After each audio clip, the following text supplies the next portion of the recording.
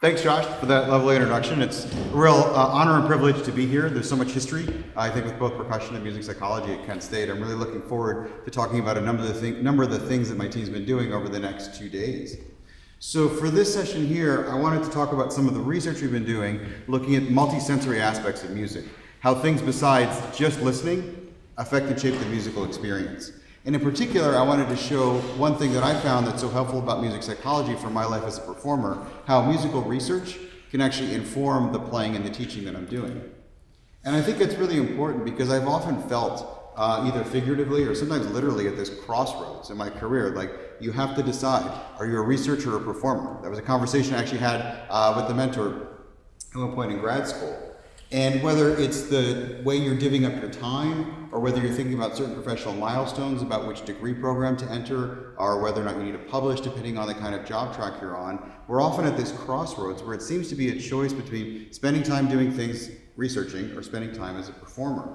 And one thing I've found over the years is that a lot of the ideas that I'm most interested in terms of my research, come from questions derived from performing experiences or teaching experiences, and similarly the insights from that then inform the performing and the teaching that I do. So I wanted to organize today's talk around two broad musical questions that you may or may not have contemplated before.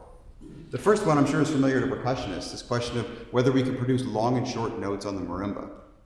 So this has often been a challenge in percussion literature and performance, and we're going to look here both at how composers have dealt with that in terms of their writing for the instrument, and also some things that performers have been doing, oftentimes without people realizing it, using visual information to actually accomplish things that are not possible acoustically. The second question we're going to explore is another multisensory integration of music question, looking at whether or not the way you move while listening actually helps your rhythmic ability. And I think this is actually really important because I've been surprised to hear oftentimes students have said their teachers told them not to move while they were playing. Other times people have said, yes, my teachers have told me that, or sometimes we've heard both. And so one of the challenges I think of musical training is that we're often left with this sort of armchair science approach of thinking this thing might work or that thing might work. And so one of the great things about music psychology is it can give us insights into things that we can do to help our work as performers and teachers.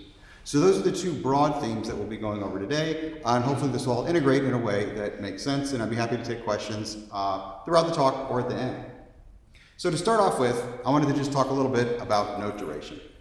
So on the marimba, when we produce notes, they have this decay, which I imagine you're seeing on the screen here, where you have a sharp attack and then a gradual decay. Now, that shape of a note is actually very different than the kinds of note shapes we see on other sustained instruments. So like a French horn or a voice, or clarinet, string instruments, almost every other instrument has the ability to control duration. And while that might not seem like the top of mind consideration for you as a music student today, it really shapes the way literature is written for the instrument because it's difficult for us to produce notes that are sustained. Now there's different ways composers and performers have dealt with this. So I'm going to play two examples now of pieces that I think explore this challenge of note duration in interesting ways. The first one is written by Mike Burritt, who's at the Eastman School of Music, but he used to teach percussion right here at Kent State, and I studied with him when I was a graduate student at Northwestern. One of his pieces that he wrote is called The Offering, which I think is a really beautiful tribute to his grandparents that he wrote after they passed while he was dealing with some of his emotions trying to get through that difficult period. And it does a number of things. It explores the instrument really well, but I'm playing it here because it's an interesting way of overcoming some challenges with note duration. If you ever talk much with Mike about his ideas about rolls, you'll know he doesn't really like rolls on the instruments and he rarely writes for them. So instead here he uses a series of repeating notes to sort of evoke the idea of longer sustained lines on the marimba. So I think it's a really beautiful piece, and I think it's also a great one to work on double lateral strokes. So I have a lot of exercises I work on that with my students. So from a technical perspective, I think it's also a really nice piece as well. This is The Offering by Mike Burritt.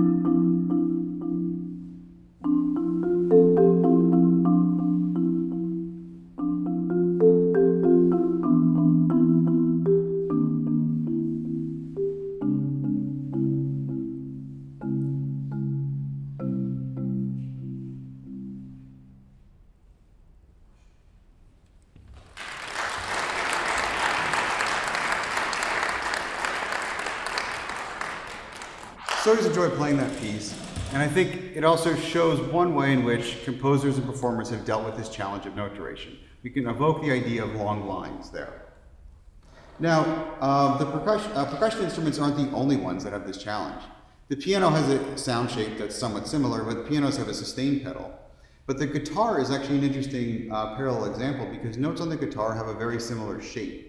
In a technical sense, psychologists call this the amplitude envelope, or the shape of a sound over time. And so the envelope of a guitar note is very similar to the envelope of a marimba note. And I think that's one reason why guitar music tends to work really well on the marimba. So the next piece I'm going to play is transcribed from the guitar repertoire because I think they're dealing with some of the same challenges and have some interesting ideas on how to overcome this limitation of note duration. So this piece is titled Recuerdos de Alhambra. It was written by Torrega as a gift for a friend who offered it as a humble poetic impression made on the soul by the grandiose marvel of this Alhambra of Granada, this palace that they both admire. Before I play this transcription on the marimba, I'm going to play a brief excerpt of a video illustrating this guitar technique by guitar virtuoso John Williams.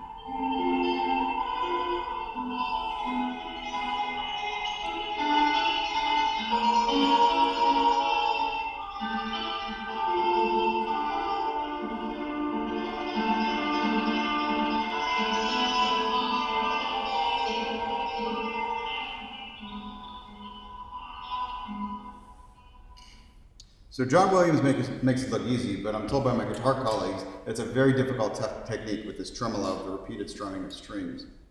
Now I've seen this done different ways on the marimba, one involving repeated single strokes, but my favorite version involves a long independent roll in the right hand, sort of mimicking that long sustained sound you get from the tremolo technique on the guitar. So this is a marimba version of Recuerdos de Alhambros.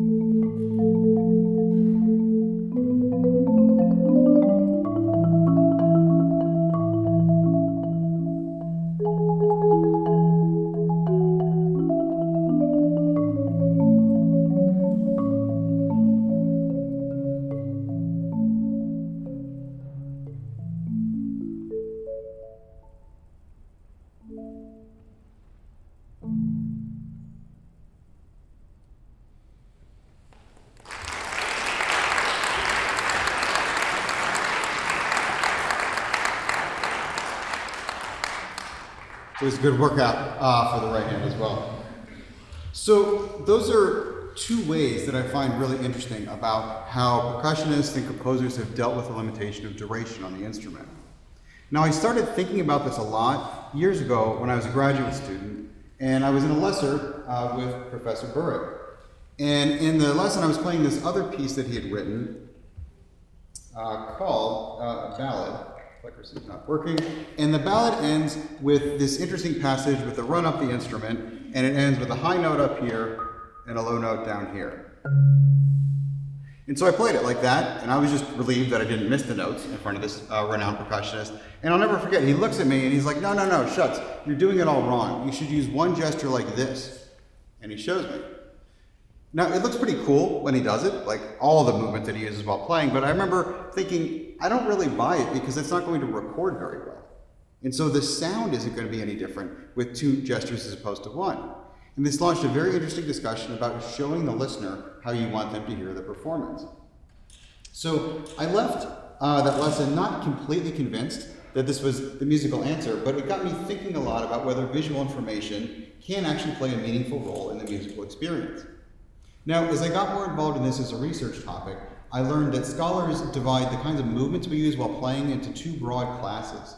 The first are called affective gestures, gestures that are required for sound production. So, for example, plucking the string on the guitar is an effective gesture, well, because you can't make the sound without that movement. The guitar also gives us, I think, a great example of what scholars call ancillary gestures, which would be movements that are more excessive than required for sound production. And I think there's no better example of an ancillary gesture on the guitar than the classic windmill that I'll play you a demonstration of now.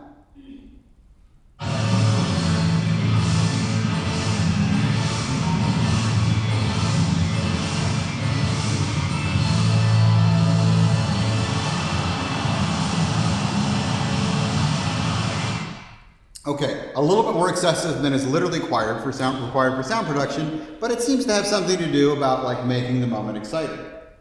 But the question here that I'm really interested in is not whether we can use light effects or movements to sort of enhance the excitement of the concert, but whether these kinds of movements actually change what we're hearing. Now, shortly after having this discussion with Professor Burritt, I went across campus and took a music perception class where I encountered something that completely changed the way I think about sound and music. And this is known as the McGurk effect. So hopefully you can see the screen pretty clearly in front of you. And if so, I have a very simple task. And that is decide what you're hearing. Is it ba ba, da da, or ga ga? Ba ba, ba ba, ba ba. I'm going to play that again, and I want you to close your eyes and do the same thing. Ba ba, ba ba, ba ba. So I'm going to go back and play it one more time, and you can open and close your eyes and notice how your perception of the sound changes as we go. Ba ba, ba ba, ba ba. I still remember the first time I encountered this being simultaneously fascinated by the fact that what I was hearing with my eyes open was one thing, but hearing with my eyes closed was another, and then also sort of deeply depressed because I'm thinking my entire career as a musician involves trusting my ears.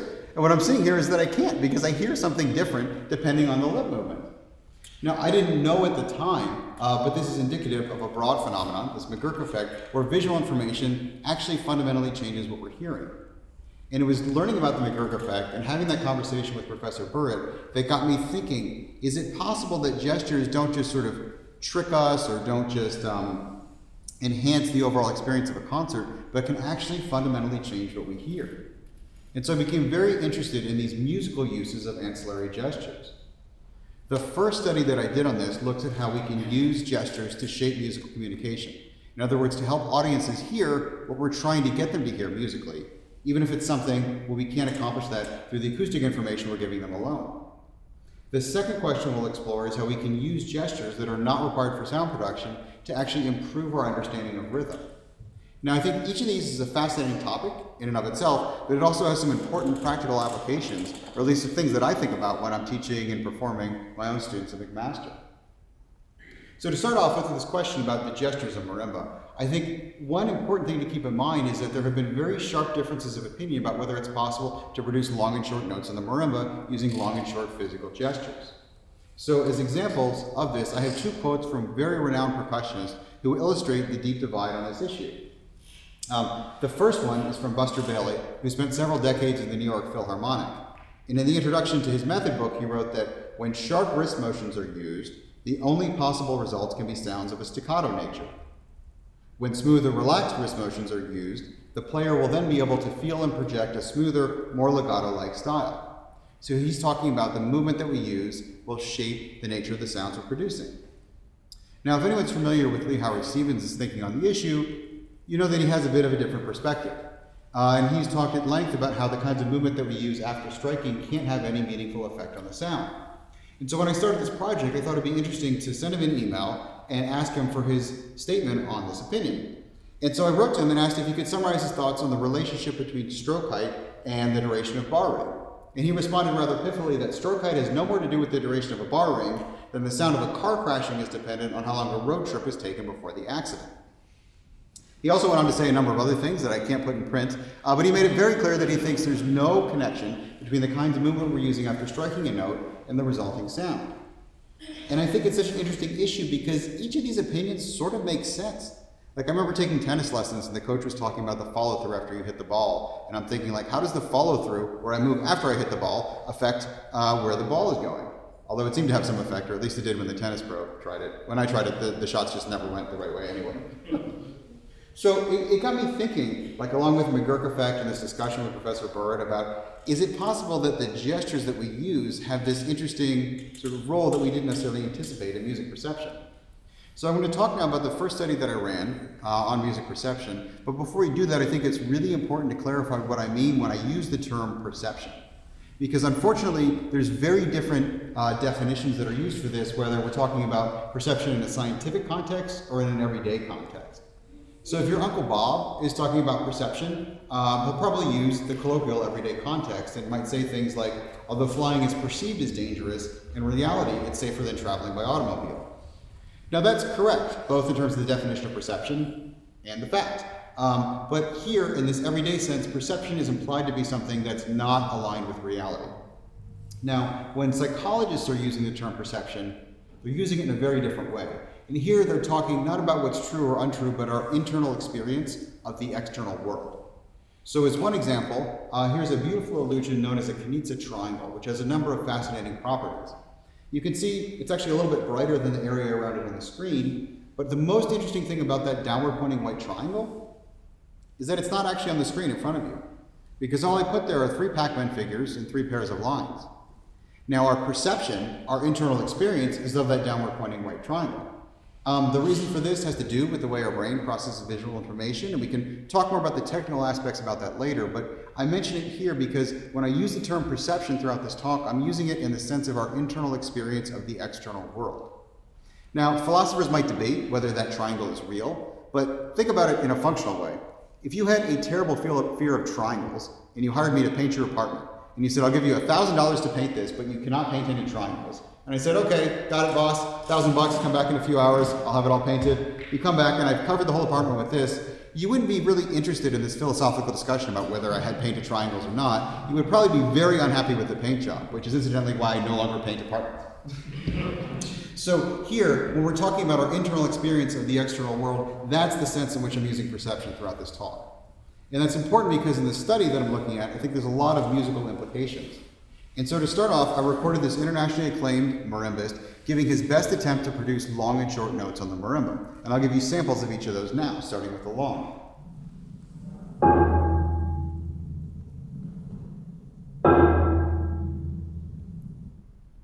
So I took these videos and did something that we can't really do when we're experimenting around with this in a concert hall.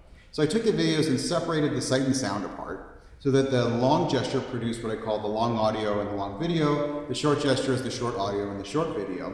And then what we can do in experiments is mix things up or cross them. So now some of the videos had the gesture from the long paired with the sound from the short and vice versa. Now throughout this talk, I'll use the terms long audio and short audio just to indicate whether it came from the long or short gesture. So these 4 kinds of videos made up the audio-visual condition. We also had an audio alone condition where it was just the sound by itself. Now in the experiment, participants sat at a computer and they heard the videos one by one, not in a pair the way I just did them. And before they started, there's a couple key things about the methods that I just want to be clear about. The first is that I told participants the sight and sound they were going to experience didn't always go together, and I asked them to respond based on the sound alone. And that's really important because it's pretty obvious that this looks like a long movement and this looks like a short movement. We don't want to either do an experiment on that because it's not very interesting, or more importantly, we don't want people to be confused and think they're evaluating that when what we're interpreting it at is looking at the way they're hearing the sound. So I was very clear about this. Sight and sound don't always go together. Base your response on what you're hearing alone. So in the experiment, participants saw the video. They had this slider that popped up on the screen, and they moved that nub of the slider to somewhere along this long-short continuum. What they didn't know is that position of the slider corresponded to a number between 0 and 100, and that's the number that I'll use for the analyses that we'll talk about now. So on the y-axis here, we have that duration meaning they made averaged across all the different videos. And we can group this in two different ways because I think there are two different important questions here. The first is what happens in the absence of visual information, and the second is what happens when we see the gesture along with hearing the sound. Now, in the absence of visual information, in the audio alone condition, we can see the ratings of the long and short auditory components don't meaningfully differ. They have those whiskers on top that overlap, which is sort of like sampling error in a poll. And so if you hear that one candidate's polling at 38%, and the other one's at 37%, with a 6-point margin of error, then one's not meaningfully ahead of the other. And that's what we're seeing here. So what's interesting, though, is that in the audiovisual condition, remember we have each of those sounds. We compare each of those sounds with both the kinds of movements. So now we have the long and short audio, but each of them is paired with the long and short gesture. And we can see that the same sound is reported as sounding longer when it's paired with the long gesture in red as opposed to the short gesture in blue. And we get the same thing with the long audio and the short audio, well, because they didn't actually differ when experienced without the visual information to start with. And so I found this really surprising, but also really interesting, and also helpful as a percussionist, because we've long had this debate about whether it's possible to produce long and short notes in the marimba. And one of the great things about music psychology is that we can actually use the tools and techniques of experimental sciences to get at answers that are important to us musically. And so I think after doing this experiment, it's pretty clear that the answer to this question about whether gestures affect note duration is yes. Except you could also argue that the experiment shows that the answer is no. And so while this shows both the promise of embracing music psychology as musicians, it also shows some of the limitations. I think the science can only take us so far. It can tell us, here's how the brain experiences these things, and then it becomes almost a philosophical question about, well, where does music exist? Or more importantly, what is it that I'm trying to convey to my audience? And so I find this over and over in the research that we're doing, where I start with questions that are interesting to me as a performer and come up with answers that are informative, but then never really tell me exactly what I should be doing on stage, because I think that's an artistic discussion. And it's important to keep these distinctions in mind, because sometimes we get into challenges between different disciplines when we have, I think, different areas stepping on each other's toes. So I see music psychology at its best when it's clarifying answers to important questions, and then we have to decide as performers and educators what we want to do with that information. But to me, it certainly says that there is a musical role to some of these ancillary gestures. Because what we can see here from the findings is that the gesture fails to change the sound of the note, but it actually changes the way the note sounds in the mind of the listener. And remember, when I'm talking about perception here, I'm using it in the technical scientific sense, where I'm talking about the gesture actually changing our internal experience. So like with the McGurk effect, where we honest to goodness hear something different when we're seeing the lip movements as opposed to not, or the kinesia triangle, where we see that downward pointing white triangle, here we actually have a different musical experience of long or short depending on the gesture length. And so from an artistic standpoint, if he had made the note acoustically longer or shorter, as opposed to it being this perceptual shift, well, functionally, it actually wouldn't matter. Because the goal of musical performance and musical communication is to get some idea in the mind of our audiences. And if you're able to accomplish that in the situation here with the gesture length, in an area where we can't actually do that acoustically, then I think it's actually very useful information for us to know. And so I've come to actually see gestures used appropriately as this very interesting and important tool for musical communication. So I thought maybe just pause and see if we have any questions about this part before moving on to the second question about movement and timing.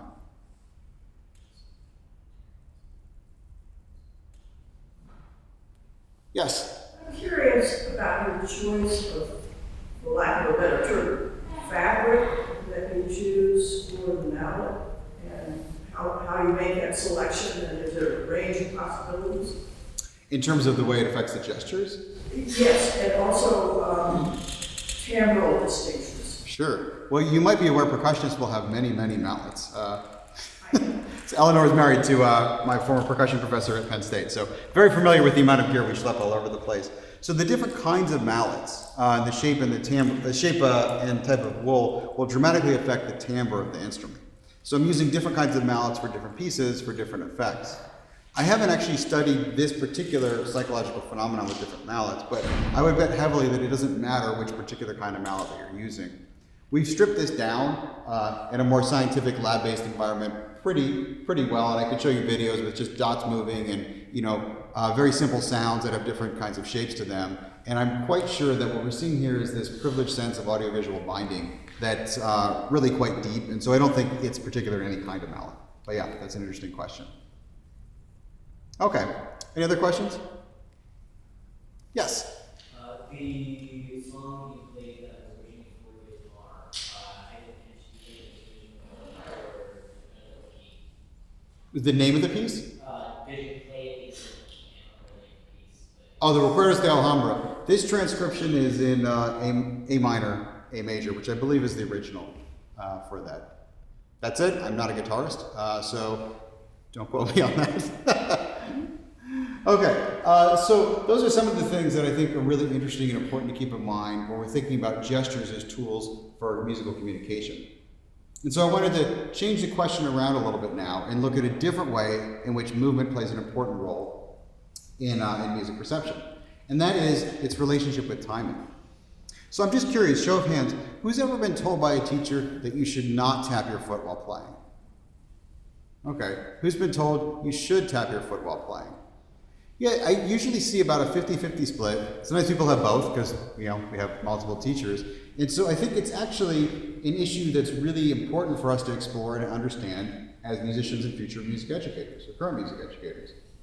So we're going to talk now about the relationship between movement and rhythm. And I think that brings to mind the obvious examples of dance. And so if you think about different kinds of dance and imagine people dancing a foxtrot, you're going to be moving in a different way when doing a foxtrot as opposed to doing a waltz or doing a tango. So it's pretty clear, pretty self-evident that the kinds of rhythms in these different kinds of music can evoke different ways of moving. So we're going to see this as an example now in a piece by Warren Benson called Three Dances for Snare Drum. One movement, the middle movement, is a foxtrot. The other movements are the Cretan dance and a fandango. And what I think is really interesting about this piece is that he's using rhythms in different ways to evoke different kinds of movement. And if you imagine the way in which you dance or move to each of these different movements, I think you'll notice that it's actually a very different kind of movement that we'll be using in each case. I really like this piece a lot, both as a performer and as a teacher, because pedagogically it also gets us thinking about the whole world of sounds that can be created by the snare drum, which is a different relationship than we often have with this instrument in other contexts. So I'm going to play now Three Dances by Warren Benson, and as I play, I want you to think about the kinds of movement you would make if you were dancing to each movement.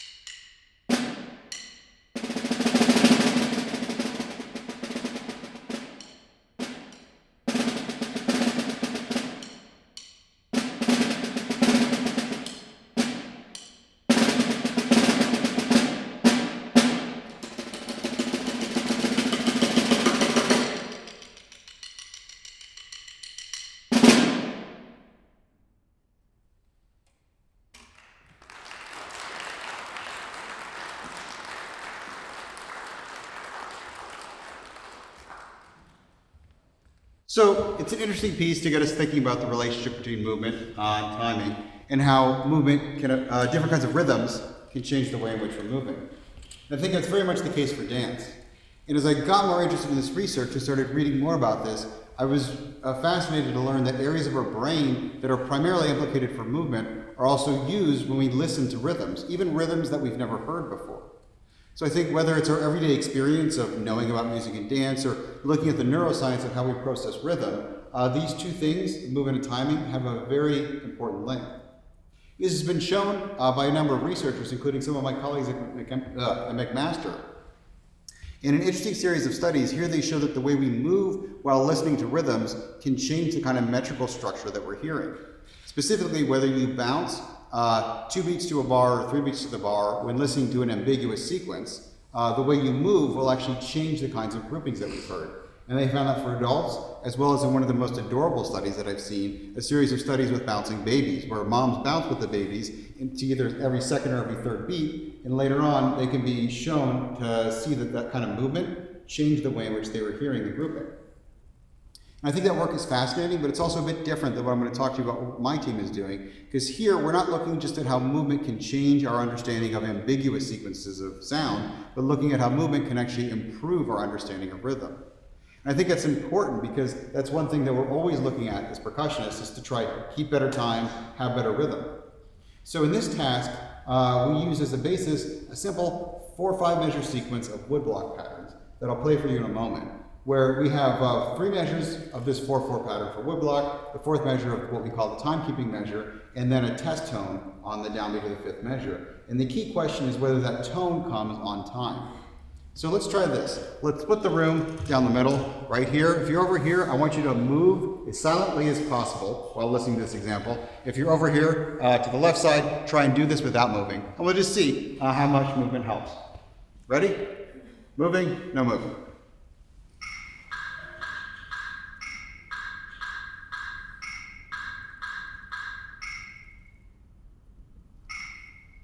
Okay, who says that last note was on time?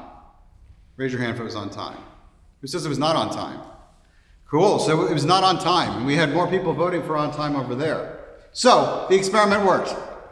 Now, in the lab, we actually do this in a more controlled environment, but I think that was really neat, that it seemed to work well here in the room. Or either that or you guys are just humoring me, and you're wonderful hosts. So, in the experiment, for movement, we had people tap on a drum pad. In the movement condition, they tapped along while listening. In the non-movement condition, we asked them not to tap.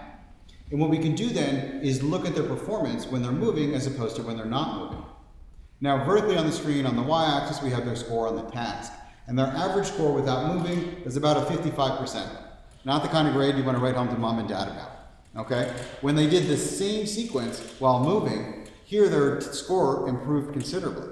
And so what we can see here is not just that movement is changing our understanding of an ambiguous sequence, it's actually improving our understanding of music rhythmic structure, at least in the context of this task. Now, I remember when I first did the study, then I was talking to some of my percussion friends about, hey, we did this neat thing, and we found that movement can actually improve our sense of timekeeping. And they would look at me and say, like, is this actually considered a study that you can do, like, scientifically? Because it seems really obvious to us. But in the scientific literature, there hadn't been any exploration up to this point of how movement actually improved our understanding of rhythm. So I was really excited about this finding, and a number of years ago, I had the opportunity to give a lecture recital at McMaster, because every fall we have something called Neuromusic, where we bring in researchers and have musical ensembles to illustrate different examples. So that year I was the speaker, and I got to choose the musical group. So I chose this percussion ensemble, Torque. It's a fantastic percussion quartet based in Toronto, and we invited them out to the concert. We knew they'd play great because I'd heard them play a bunch of times before. And one of my colleagues said, well, as long as you're bringing them out, maybe you could run them in this rhythm experiment. I thought, okay, that'd be cool. Maybe I could test them in this, and we could talk about the data at the concert. So I remember calling them on the phone, and they're like, hold on, we need a quick group huddle. And they all discussed it and decided, okay, they would try this crazy idea. So we drove out to their rehearsal studio, set up my first off-site testing station with the laptops, and ran them all in the rhythm experiment. And I thought, this is really cool, because you've got these expert percussionists, and we can talk about their data at the lecture concert and sort of tie everything together. Now, there was a surprising thing that came from this, and so I want to break this down because it explains a lot about why we took some of the next steps with the research that we did. So in the study I just showed you, in the movement condition, people are about 75, 80% at the rhythm task while moving. And we can see here in relation to that, when we test members of torque, they're actually really beating the curve. So they're doing much better than the psych students in the movement condition. I wouldn't say that's surprising. They're an expert percussion ensemble. They have a lot of years of musical training. And so I'm relieved that all that musical training that we do as percussionists helps us with timekeeping. The interesting thing is what happens when we look at the scores in the non-movement condition.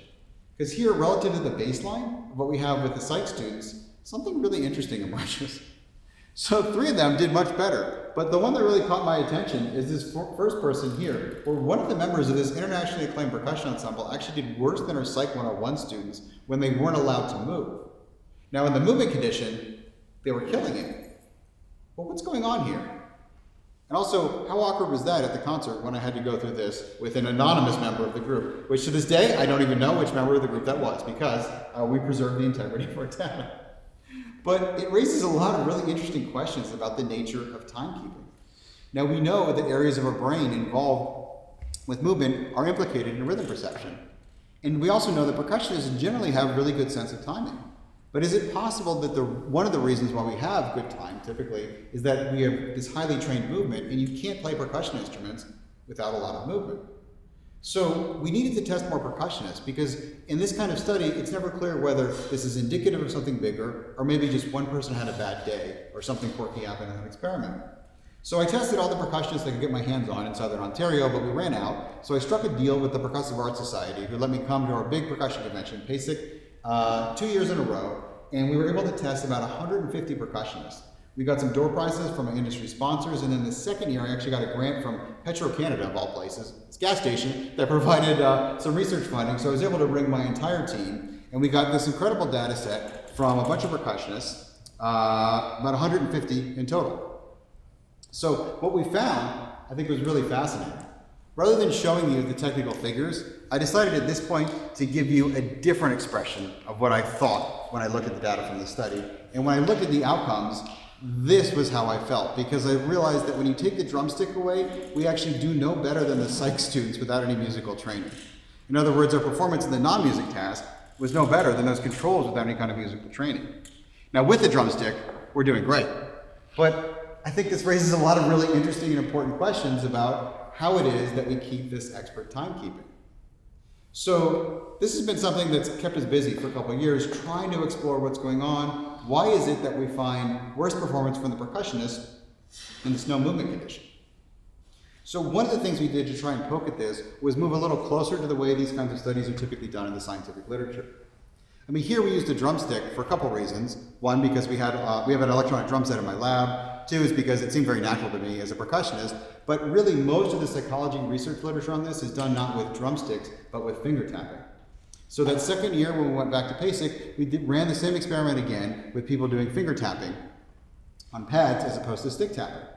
So we found a pretty similar outcome where, again, without movement, the groups are doing the same. But here we also realized that the effect of finger tapping was actually considerably less than the effect of stick tapping, which is interesting because finger tapping is just the accepted way in which this kind of thing is studied in the psychology literature. Now we realize maybe the problem here is that it's sort of unfair. We spend a lot of time playing with sticks, a lot less time playing with fingers. So is it possible to do the same thing with expert finger tappers? So who would be the most expert finger tappers I know? Those would be pianists. So then I went to University of Toronto and tested a bunch of their piano majors there, and we went to a piano convention, did the same thing. And the bottom line is this.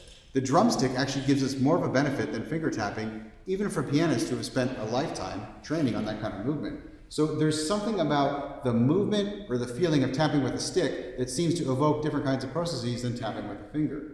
And so I think it's a very important thing to keep in mind as I look more at the scientific literature on this question. But just to bring this back to the artistic implications, I think it's showing us something really important, that there are situations in which movement can not only change, but actually improve our understanding of rhythm and timing.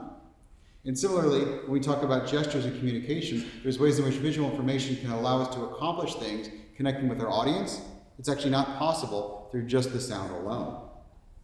So there's a lot of other interesting implications and applications of this research, but I also know our time is limited, and so I just want to do a couple things before we wrap up. First is I want to acknowledge all the funding agencies that are helping to support this work. I have a whole research team back in the lab working on things right now, and it wouldn't be possible to do that without the support from these federal agencies. So even more important than all the granting agencies are all the students who are actually out there running the experiments and helping set up all the gear at the percussion convention and those things. So if you're interested in learning more about the work that we're doing, I encourage you to check out our website at maplelab.net, where we have plain language summaries of a lot of our scientific findings. You can also download all the papers. You can also follow us now on Twitter and Facebook. We are doing social media thanks to my lab manager and this army of undergrad students.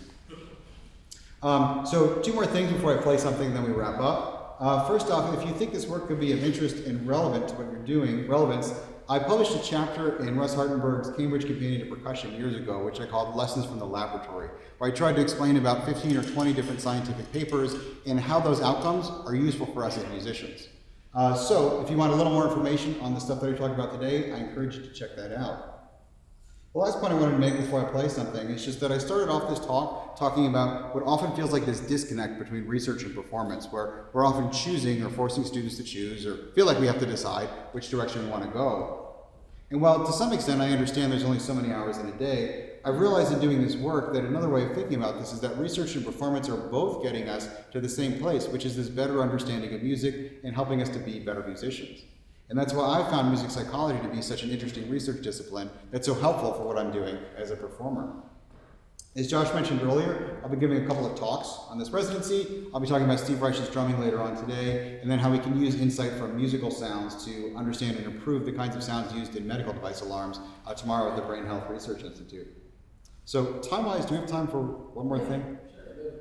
A couple minutes? Okay. There's another class at 11, maybe that if you do need to filter out, 50 minutes to filter out, otherwise. Okay, so we've got like a short piece to play Yeah. to wrap it all up. Okay, great. So I'm happy to answer questions about any of this stuff in a moment, but I thought we'd end on a musical note. And so I play a piece now that sort of brings all the things we've been talking about together. So this piece has a connection with the first piece that we started off with, which is about memories. In the first case of Professor Bird's grandparents. This piece is called Blues for Gilbert. It's written by Mark Glentworth in honor of his teacher. Towards the end of his life, Gilbert wasn't in the best of health, and so during his lessons, Mark would noodle around on the instrument to entertain him when they took breaks.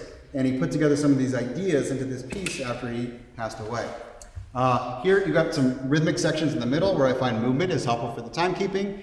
And the interesting thing about this also is it's on a vibraphone, which is an instrument where we can actually control the durations of notes. So we have both short and long notes that are acoustically different thanks to the pedal that we have underneath, which makes it a different instrument than the marimba. So this final piece is Blues for Gilbert by Mark Glentworth.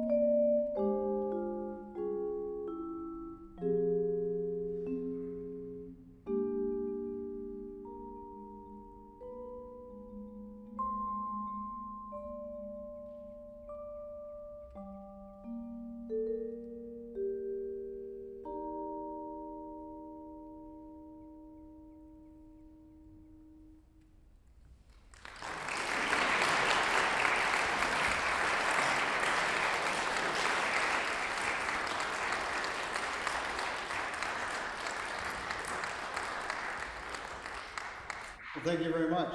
Thanks so much for your questions. It's really been great to give this overview of so many different things. I'll be happy to answer questions about percussion or music psychology now. We have to take off. Thanks for sticking around.